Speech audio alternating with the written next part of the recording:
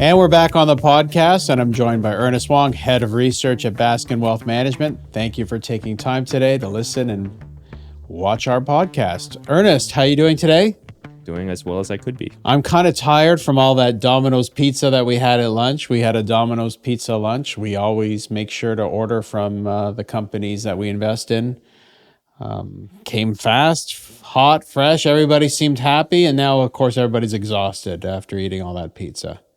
So I think we ordered the new Brooklyn style crust, which was something that was a new product announced by Domino's. Yep. Thin crust pizza with big pieces of pepperoni. And I think people don't realize this, but it's not easy to just say we're going to make a different crust type. Yeah. It actually takes a lot of work from Domino's perspective to make sure that all the employees know how to properly make the crust. Mm-hmm. It has to cook in the oven probably at a different temperature or less time or whatever it is. Yeah. And what's most interesting about this crust is that Domino's is hoping that it will attract a new type of customer that prefers thin crust. Yeah. So we'll see what happens. I actually prefer thin crust pizza. I like it a little bit more cooked and burnt. Some people like extra dough. I think Domino's doesn't really have, at least in Canada, as many options as some of the other fast pizza delivery companies, right? It doesn't have the crust with the cheese inside and all the maybe gourmet toppings, but that's on purpose, right? Yes. About the cheese, the cheese stuffed crust specifically. Yeah. They have been rolling out the new dough stretching machine. Okay. And eventually, that is the last product that they haven't launched that they probably will. Very cool. And so Domino's Pizza is its stock is recovered very nicely. It was one of a huge winners as a result of the pandemic. Then the stock sold off as everybody was able to order and go out and order foods from different places. But the just reported its results a few weeks ago. I mean, still very happy, of course, Ernest, with the investment in Domino's Pizza. So the big thing So I think it's very useful if we contrast Domino's performance with its competitors in the pizza category. So the main ones being Papa John's and Pizza Hut. Yeah. Domino's had positive carryout and delivery traffic during the quarter. So people are ordering more Domino's.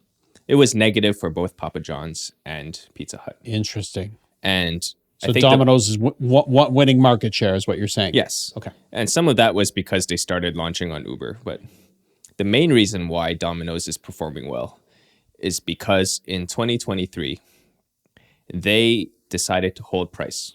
Now, the menu pricing depends on the franchisees. But they held pricing. They didn't raise prices for their national offers, while Papa John's and Pizza Hut didn't. Yeah. And in a world where you can see all the pricing, customers realize that, and they are going to the lower cost place. It's amazing in this day and age when inflation, everybody's complaining about rising food prices, that Domino's has been able to maintain its pricing and grow its earnings. So obviously they're doing something right. I think they've cut their costs a lot as well. Just an excellent, well-run business. Extremely well run. Very good. So today we've got a special treat for you. It's the Constellation Software special. Constellation just had their annual general meeting. I guess this month we're talking about annual general meetings. We reviewed the Berkshire Hathaway meeting, which was, I thought, one of the more noteworthy meetings that Berkshire has had. Obviously missing Charlie Munger, Greg Abel really coming to the forefront and learning more about his roles and responsibilities there, as well as seeing, some of what's happened with Buffett with age, and it was interesting. But Constellation Software, I don't know if there was as many noteworthy nuggets. It's not as well followed a company, but there were some very important points that Mark Leonard raised, and I think this was the first time in a while that people have seen Mark Leonard's face. So you listened a little bit to the video call, or watched it. You also read the transcripts, and Ernest, take the floor on Constellation Software. So Constellation held it virtually, and there was actually a question during the AGM about why they are not doing it in person. Yeah. And Mark Leonard said, well, basically, it's easier to do. Everybody can participate wherever they are. Yeah. You don't have these little gatherings of people trying to steal Constellation secrets by talking to the managers. And you don't have random protesters who just decide to show up at your door. Yeah. So it's just much easier for them to do it that way. They did used to do it in person. I went to one year, but now it's Mark virtual. Leonard, the founder, and is really a private guy, right? He loves his cause is really students. He really wants to enrich students, and he does a lot of events for them, and especially business schools. But he's not really doing like Berkshire Hathaway. There's no conference calls. There's very few analyst meetings, if any. Doesn't go on BNN. Doesn't go on BNN. Not a promotional person. Neither is really anybody at the firm. And of course, Constellation, for those who may own the stock but don't follow it, there's so many smart people at the company and so many divisions that you want to hear from them. And I think really Constellation does a wonderful job of showcasing all the top people. And how many Constellation people presented or spoke at the meeting, so to speak? All the heads of the operating groups, so like Valeris, Topicus, and so on. Yeah. Lumen. They were all there except for Perseus Group. I don't know why he wasn't there. Maybe they're working on a big deal. But they were all there. Yeah. And I just want to make a comment that a lot of people often compare Constellation to Berkshire because they're both compounders, grow by acquisition. Decentralized business model. Mm-hmm. But I think there's a big contrast between the two. Constellation is, and this is very apparent if you listen to their AGM, which is the only time they communicate with shareholders, by the way. Constellation is a it's a very deep company. They have all these different operating groups where people are thinking about capital allocation and strategy and all these things. Berkshire is just essentially just one guy picking stocks. Yeah. And businesses at the top. And there's a huge difference in terms of thinking about how the business can scale as it goes on. That's right. Right? Because since Constellation is such a decentralized operation and has all these different verticals thinking about how to deploy capital in that way, arguably it's more scalable than Berkshire. Yeah. Because if God forbid, Warren Buffett decides to die one day, then I think there's a lot of questions, and there continues to be a lot of questions about how capital is going to be deployed. But at Constellation, that's not an issue at all, because you have so many of these people thinking about the same things. Yeah. And really Constellation, in my mind, it's a capital allocation company. That's how you think about it. Mark Leonard had this idea that the best way to allocate capital was to buy software companies because it just fit the bill of the ability to generate free cash flow and the reinvestment of those free cash flows and the compound those free cash flows. That's what he's found so far. But it doesn't mean that that's the be-all and end-all of the story of Constellation Software. And just because it has a name in software doesn't mean that that's where it's going to continue to end up going forward. It's going to be very interesting to see how Constellation plays out, the story plays out as it grows. I think in the meeting, we call it an annual general meeting, but it was really an investor day. Yes. And at the investor day, I think they harped again that growth going forward is going to be harder, right? It's just as the company gets bigger, then they're thinking of ways to continue that compounding. But making these rinky-dink deals of buying $1 million or $2 million revenue software companies can't move the needle fast enough. And so I think there was a lot of at least hints or thought process as to what the next stage of Constellation Software is going to look like for going forward. Right. There were a lot of questions about their organic growth. And that was actually the section that they started with, especially because Constellation's reported organic growth figures, so the growth that doesn't come from acquisitions, has been pretty good in the last couple of while. Can you explain? We have a lot of people on that listen that may not be up to date on what organic growth even means, and just maybe a little primer on what and why that's so important. So organic growth is basically growth that is not from acquisitions. So growth just from your own business. Yeah. Could be from raising prices, could be things like adding new products, could be investing more in marketing and just growing the business that way. And for companies like Constellation, it's contrasted to growth from acquisitions because they do a lot of acquisitions. And so, There's no better growth in the world than organic growth. well, so, and this Pretty is, much. and so Yeah. that's the conventional view, Yeah. which is that organic growth is superior to acquired growth because it's coming from your existing business. But I think what's interesting is that Constellation historically has focused on acquired growth. Yeah.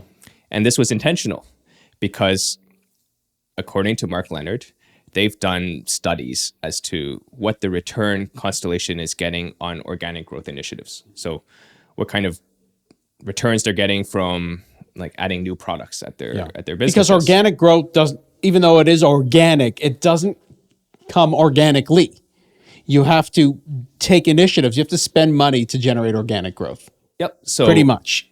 as you would expect, Yeah. Constellation is a very data-driven, benchmarking, process-heavy company. Mm-hmm. They've tracked all the returns that they got from organic growth initiatives. Like what are they earning from new products? What are they earning on adding sales? Mm-hmm. And they found that the return that they're getting on organic growth is worse than what they have gotten from acquisitions. And so that's why they've historically focused more on making acquisitions. Very interesting. But And this is specific only to Constellation Software. yes. Yeah. Yeah. It's not something that maybe you can say acquired Domino's growth. Pizza. Yeah, Yes. yeah, Domino's Pizza acquiring Ernest Pizza and trying to build out Ernest Pizza may not be the right strategy for Domino's Pizza. And that's a very important Mm-hmm. point because this makes sense for Constellation because the whole business is set up in a way to generate returns from acquisitions and measure those things. But if you're running Domino's Pizza, I think you want them to focus on organic growth initiatives rather 100%. than doing acquisitions because that's just not what they do. Yeah. Anyways, but what Mark Leonard did say was that over time, as it becomes harder and harder for them to continue to make acquisitions at the pace that they've historically done, they are going to have to invest more into organic. Well, there's two problems. There's the pace and there's the size. Yes. And so they are studying ways to do more organic growth initiatives. So at their business. let's break down pace and size before we. Pace, obviously, there's a lot more competition now. The acquisition of software companies type businesses is increasing dramatically. Private equity are acquiring software companies. You're having these copycat companies that are coming out of nowhere. People that maybe used to work at Constellation Software starting their own businesses saying, hey, I can do that. Or, people with gobs of money launching their own companies and saying, I can do that. And as a result, maybe their Constellation is getting into bidding wars, or if you're looking to sell your software company, a broker will say, well, you don't have to go with Constellation. You can go with whatever company. They're paying 3 times sales for your business instead of 2 times. Wouldn't you rather have 3 times sales than 2 times? So that's the pace. What did Constellation say about the copycats and the competition for acquiring software businesses? Constellation has always said that they thought that it would be harder to deploy capital going forwards. Mm-hmm. But they've said that every year. But every time they've said that, mm-hmm. they continue to deploy record amounts of capital. Okay. And that's certainly been true over the last couple of years. Yeah. Now, I think to your point about copycats specifically is that, there's certainly a lot of them out there, and you can read about them on the news. You can see this guy is raising money to start like a new private equity firm to buy vertical market software businesses. Mitch Rails from Danaher. We talked about Danaher, Mitch Rails in a previous podcast. He started a copycat business. He's a smart guy. You don't really want to compete against him.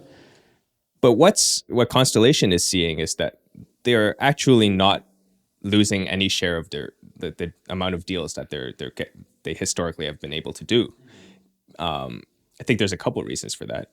Number one is that they just know how to do this better. Like that's historically what they've been doing. Yeah. It's easier if you're some behemoth going out and like with a very focused process on how to source and complete deals versus just like one guy going and saying, look, I want to buy your software company. Yeah. Right. So there's that. And I think more importantly is that they have a track record and a reputation in the market, which is especially important for their large deals that they're doing, which I'll talk about in a little bit. Yeah. But if you're running a business, you can go to some of the businesses that Constellation has bought in the past and say, and they'll tell you, okay, this is what Constellation does. This is how they treat your employees. This is what they're going to do. There's a reputation there, and it makes you feel good about selling to a reputable buyer rather than some firm that just raised money like 2 months ago. Yeah. No, it's very important. You never really think about the company from the acquired standpoint. If you were to sell your business to Constellation Software, whomever, you would really want to. Of course, you want the best buck for yourself as the principal owner, but you may have concerns about what's going to happen to your employees, what's going to happen to your customers. Are they going to get screwed all of a sudden by the acquirer wanting to raise prices on the product that they just bought to make back some of the cash they laid out? Are they going to replace your workers with offshore workers from the Philippines or India? I mean, all these things that could be very nerve-wracking from being acquired. And as a principal owner, like, is there still a place for me at the company, or am I gone? Right. So you don't know what's going to happen. But you said excellent points. As Constellation has acquired 700 companies, there's 700 companies that you can speak to. You can speak to owners. Over 1,000 now. Okay, I got that completely wrong. But yeah, exactly. So that's an important point. Mm-hmm. And this has been especially relevant as they have been doing larger, more complex carve-out deals. Yeah. So they've done a couple in the past. They did one from called Optimal Blue. Yep. They did another one called Altura, which was like a healthcare related business, software business. Mm-hmm. And they did another one from Conduent just this month. And Lumen just bought one from Nokia. So there's been about 4 or 5 meaningful carve-outs. And in these situations, I think one of the things that Constellation noted was that they were winning these deals especially because they had a reputation for being a permanent home for the business. And especially since a lot of the customers that are from the business that's being acquired are going to remain customers of the original parent. Yeah. So you don't want to sell to a buyer who's going to just screw over all the customers and flip it in 3 years. Makes a lot of sense. You want somebody like Constellation that understands the industry and that you trust is going to run the business properly. So when brokers are looking on behalf of the seller, Constellation is still number one in the conversation for a lot of these, a lot of the deals, carve-outs, so to speak. Constellation is winning its fair share of deals. Is that? They've done a handful of them. Yeah. And there was an interesting question about, well, why are all the businesses that are carve-outs, why do they seem to be bad businesses? Yeah. and then because if you look at the most recent ones, they've all had a couple of years of declining revenues, declining profits, often no profits sometimes. And Mark Leonard said, well, I think that's because if it's a really, really good business, they won't carve it out. First of all, they're not going to carve it out. Yeah. But secondly, it's going to be a perfect candidate for private equity to buy, lever it up, and kind of dress it. Right. Yeah. Whereas Constellation is super disciplined with their hurdle rates. Like they underwrite their expectations very carefully in terms of what they expect to make with an acquisition. Mm-hmm. And they're not going to participate if it requires too much leverage. Yep. Although he made an interesting comment about that too. And they're just not going to overpay. So that's why most of the large transactions that they're doing are these kind of optically mediocre looking businesses that require a little bit more work and are therefore maybe not as attractive to private equity. So before we get off pace, is there anything, and get into size, is there anything that Constellation is doing organically to try and get more in front of potential sellers of software companies?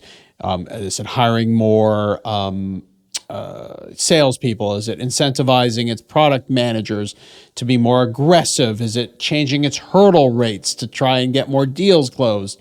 How is it going to continue to, at least for the next few years, keep up the pace of the acquisitions that it's done in the past? They have been hiring more business development and M&A folks. They have, in recent years, been doing more outreach to investment bankers to ensure that they are at least being invited to participate in these conversations. And I think in the near term, like, I don't see any reason to think that like the acquisition pipeline is going to slow down. Yeah. Okay, so great responses on pace. Talk about size, of course.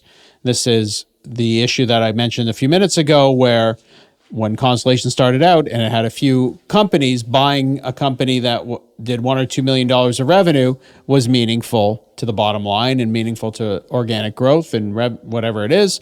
But now, of course, buying these smaller companies, at least at the parents, at Constellation, not Topicus or Lumen, these things don't really move the needle, and you have to do way too many of small companies just to even move the needle. So how is it going? What is it thinking about in terms of sizable transactions going forward, and what it can do to participate in those? There was a lot of questions about this topic, about how many small deals is Constellation going to do versus large deals? How do they underwrite the assumptions for small deals versus large deals? Mm-hmm. And basically, Constellation thinks that they're going to be able to do all of them going forward. Yeah. There's a lot of runway for growth, especially as they continue to find creative ways of financing larger deals to meet return targets. And inevitably at some point, the pace is going to slow, but the size of the deals could increase. So you talked about leverage, financing. This was maybe a more noteworthy point that came up in the Investor Day. There was a lot of buzz about, not specifically about the leverage point, but Mark Leonard said he would be open to using Constellation stock to do acquisitions, which is, it's a every time Buffett did it, he has regretted using Berkshire Hathaway stock to make acquisition, whether it was Dexter Shoes or Burlington Northern, even the railroad. He said he wished he would have just paid entire cash. Sometimes you can't. Sometimes the owners don't want the whole tax bill, and especially with changing capital gains rates in Canada and maybe the U.S., you might have to start paying Ernest in stock. And so I think it's smart for Leonard and his team to start thinking about using stock going forward. I think a lot of people were really surprised at the comment because Constellation historically has been super religious almost about not increasing their share count. We don't dilute you. That's the difference. There's no share-based comp. We don't dilute shareholders. But things change. The tax regimes change. Constellation probably never would have imagined that what's the market cap now? It's 70 billion Canadian. Yeah, something like that. So could they have imagined in 2006 that they'd be worth 70 billion Canadian? That stock has a lot of currency. No, and I think for those that don't know what I'm talking about, by the way, when you pay cash, sometimes the owners will have to, if you sell your business for cash, you have to pay capital gains. If you sell your business for shares, sometimes you can roll over the shares of your business to the new business and defer that capital gain. And especially if you're getting shares of a company that you think is going to grow, you might want to just keep the shares of the new company, like a Constellation Software or one of its spinoffs. That's attractive to a seller, especially a seller on a very large carve-out or business.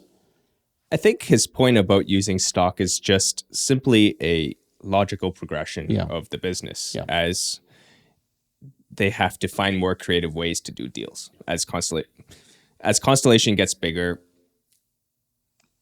they have to do bigger deals. Otherwise, they won't be able to deploy all the capital. And so in order to do big deals, sometimes you just got to be more flexible with how you're paying for them. Otherwise, you're not going to be able to do these deals. And not to get so deep in the weeds, of course, but it may make sense sometimes to use your stock, especially if you think your stock is overvalued or trading at, a higher valuation than the acquired company, right? Maybe it makes sense to use stock. Maybe that the acquisition using stock will add more to the bottom line versus cash or raising debt. I'm pretty sure Mark Leonard would personally tell you that he thinks the stock is overvalued. All the time, though. He told you that in 2010, Yeah. I think. Yes. And there was I remember a little while ago when, I think this was in 2017 or 18, and somebody asked about why Constellation was, I don't remember what they did, but it was something that was somewhat, maybe not buying back stock or something like that. And he said, well, maybe because I think the shares are expensive. Yeah. So he's not secret about his views on the stock. He hopes that it would be cheaper, actually. Yeah. Because then the leaders of the operating, the bonuses would be able to buy in at a cheaper price. But yeah, I think you're... And in the same vein, or the opposite of saying that I'm going to use stock to make acquisitions, if you're going to do that, you also have to consider buying back your shares when you think they're cheap. And that's something that Mark Leonard has said previously that he wasn't going to do. At least, correct me if I'm wrong, he thought that maybe because he would have an unfair advantage against other shareholders and think he's sneakily buying back the stock out from under them. But it looks like he's kind of changed his tune. Well, you have to. If you're going to use your stock for acquisition, you have to consider buying back stock. So anything to add there? No, I think I really like the flexibility that he's thinking about. And I think more importantly is that you could tell that Constellation and its board, they're very thoughtful in terms of how they are doing these types of things. Yeah. If they end up using stock for an acquisition, you can be sure that they've thought very deeply about the pros and cons and the various gives and takes and how that would why they are using stock rather than using cash instead of using debt. And they're doing it because that's something that's maximizing value. That's right. So when you're competing against private equity will sometimes give you cash, or maybe they'll offer you shares in this new co that now is levered, right? Because private equity is using a lot of debt. And so I really like how Constellation is thinking about, well, we can offer you Constellation stock now, possibly, and it's not a levered company whatsoever. So those are my points. Ernest, you've made some notes about Constellation, things you want to talk about in terms of the investor meeting and noteworthy points. There's a lot of discussion about more spin-offs in the future because they've done two now. Done Topicus, they've done Lumen. And so the question naturally is, how many more of them are there going to be? And both have been successful, at least in terms of for shareholders and investments, as well as the fundamentals look pretty good. And obviously part of the reason why for Topicus and Lumen is because they were able to use the currency of the stock to purchase a company that they might not have been able to do otherwise. Yeah. But I think they made an interesting comment in that you shouldn't expect 20 spin-offs, at least in the near future. Because first of all, the leader of the operating group needs to want to do a spin-off first. Yeah. Not all of them do. Yeah. It's not easy being a publicly traded company, right? Exactly. Yeah. And there's overhead that comes along with being a public company. You have to have reporting requirements. You have to meet the stock exchange's requirements. Yeah. And that's all costs that you got to figure out. It's a PETA. Yep. Yeah. And so there will probably be more spin-offs. One of the benefits of doing spin-offs is that it has decentralized. Yeah. It aligns the employees with the entity that they're working for. And so one example that he gave that I don't know if it's actually going to happen, but he said he would love it if there was a Brazilian spin-off where they were able to create an independent company in Brazil and go out and source acquisitions for that. Yeah. Because the employees would feel more empowered because it was a local company. And when they go out and try and do deals, they probably win more of them because it's a local company. So this is very interesting. So not only could there be spin-offs of different operating groups, like the transportation group or the communications group, but there also could be local Constellation Software, so to speak. Yes. Aren't they kind of doing that a little bit with a purchase of a company in Poland? Is that Signity. yeah? Is that kind of the model that maybe they're thinking about? So, so just to step back a little bit, Signity, We always get off topic, but it's okay. Signity is a company that Topicus, it's a public company on the Polish stock exchange. Topicus invested in Signity. I don't remember what they own, so not a very large stake. Yeah. But Signity is going out and making acquisitions In Poland. in Poland. Yeah. And so there was a question like, why? What's the point of this? Yeah. And they said they just, this was the ownership that they wanted to do, and they just going to see what happens. Yeah. So again, like another way to deploy capital, and we'll see what happens. Interesting. Okay, so the spin-offs, I think there's bound to be many more spin-offs in the future. Maybe not 2 or 3 a year. God only knows it. As you said, it depends on timing. It depends on merging with another company if it makes sense. But I still think Mark Leonard has made it clear that he wants to reward the employees, the shareholders at those specific business units for the work that they do and incentivize them. And that makes a lot of sense. Yes. Yeah. So I think there were a little bit of questions about why Mark Leonard is selling stock. Yeah. Right? Because he's sold a little bit of stock over the years. He's not allowed to ever sell stock. Yeah. Buffett hasn't really sold stock, but he's donated stock. Yes. Yeah. And I think Mark Leonard quite simply said, like, look, I've sold some stock. I'm probably going to do more of it in the future. Yeah. I want to diversify my portfolio, and I want to invest with my friends and family. Yeah. Because, like, well, first his son, I think, is running a public company. He probably has other little side projects that he wants to do. For sure he does. But the vast majority of his net worth is still going to be in Constellation. So it's not that there's an issue. Yeah. And there was another kind of humorous moment where, keep in mind, Zuckerberg has been selling stock of Meta. The stock has only gone up. Bezos at Amazon. Tim Cook has sold shares of Apple. You can't expect everybody to maintain their shareholdings of their companies that they founded 100% for the rest of their lives, right? It's just normal course of action. and I think this is especially true of the not lower level, but the non-CEO managers of Constellation, because their salaries are not super, like, they have a very modest salary, and most of their bonus has to be reinvested into Constellation stock. So, yeah, like in theory, you could say people are making a rational decision. Like, do they think the stock's going to be higher or lower? Yeah. But people want to buy stuff. Yeah. People want to, buy a cottage or like buy a house, right? And so, like, Mark Leonard may want to buy some beard trimmers. You never know what people want to do with their money. yes. So just because they sell stock doesn't necessarily mean that You should. Yes. Exactly. You didn't found Constellation Software. It's probably an immaterial part of your portfolio. Don't worry about it if Mark Leonard sells a little bit of his stock. He's still a multi-billionaire owning Constellation Software and fully invested in it. Yep.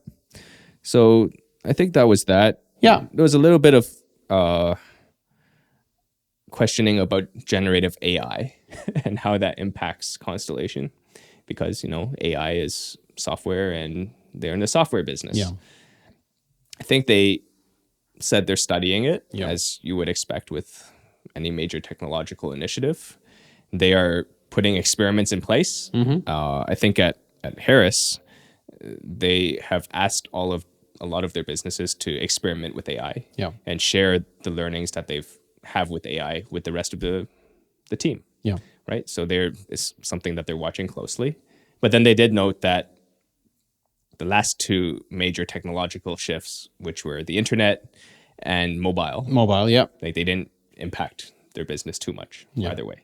Do you remember when Facebook went public? The big worry was they weren't on mobile, and it was going to be a zero business as a result, because everybody's now looking at their phone. And then, like, within a few months, Facebook figured it out, was on a mobile, and then things changed so quickly. And you don't think that the company with $60-70 billion market cap is asleep at the wheel.